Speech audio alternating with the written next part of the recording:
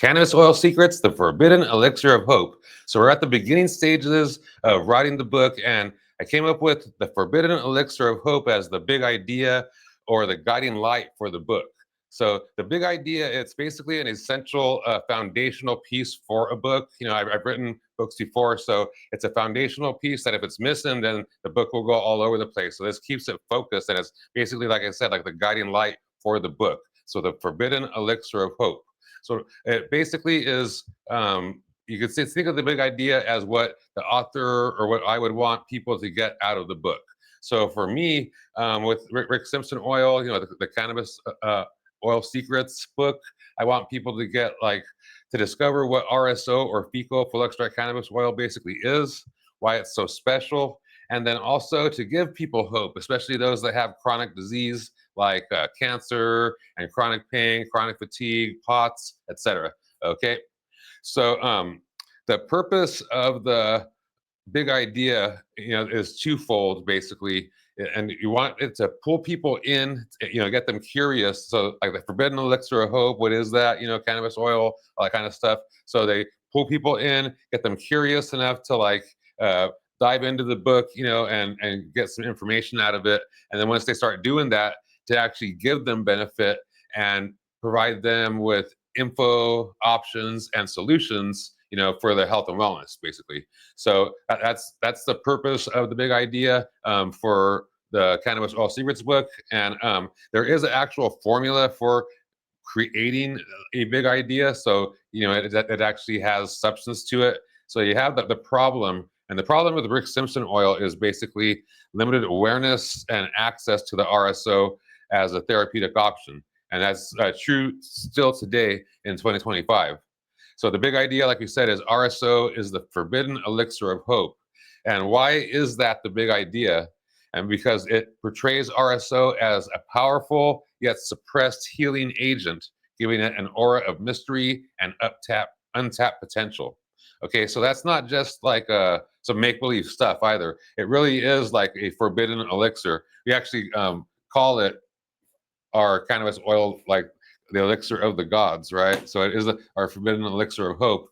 But it's been suppressed all through the ages, especially in the recent, history, like the early 1900s, all the way through till today.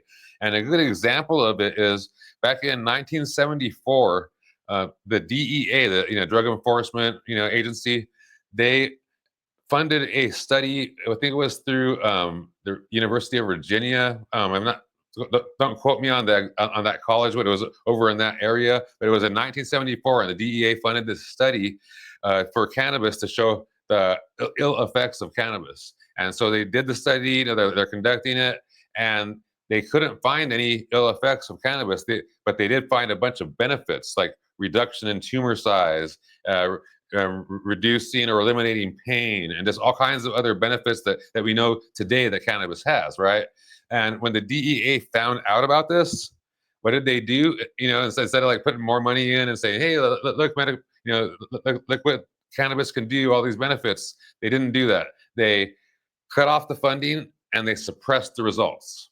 They cut off the funding and they suppressed the results, right? So it is literally a forbidden elixir of hope. And right around that same time, 72, 3, 4, somewhere in there, they also made cannabis a Schedule 1 drug. Now, a Schedule 1 drug is like the worst drug possible ever. Like there is no value to it at all, no benefit to a human or animal. It's just a dangerous drug. So like opium and heroin, it's like drugs like that are Schedule 1 drugs. And even till this day in 2025, marijuana or cannabis is still a Schedule 1 drug by the federal government. So literally forbidden, even though there's thousands, over 10,000 clinical peer-reviewed studies where most of them, I just did a video on this, where most of them, over 75% of them, proved benefit of cannabis for cancer and all kinds of other stuff. But most of the studies that have been done for cannabis is for cancer. So, but like crazy stuff, like pain, sleep, other things as well. But the proven success Schedule 1 drug, Forbidden Elixir of Hope. So the last little part here of what makes it unique, that's sort of like the part that pulls people in, and so making it like having that allure, that for the forbidden thing, and positioning RSO as a beacon of hope. Even though there's all these restrictions and limitations, etc. And like there's so much turmoil in the cannabis industry today, and it's people think it's getting better and better, but it really isn't. Even the CBD industry, there's states that are trying to make CBD illegal, and some cannabis companies that are trying to make CBD illegal as well, and they have a lot of influence in these states, and there actually are some states that have made CBD basically illegal, and people don't really know about that. So they want to get that stuff out there, but plus get the all the benefits that RSO or full extract cannabis oil has for those that need it, such as myself. Okay, so that's it. Cannabis oil secrets, the forbidden elixir of hope. Let me know what you think about that.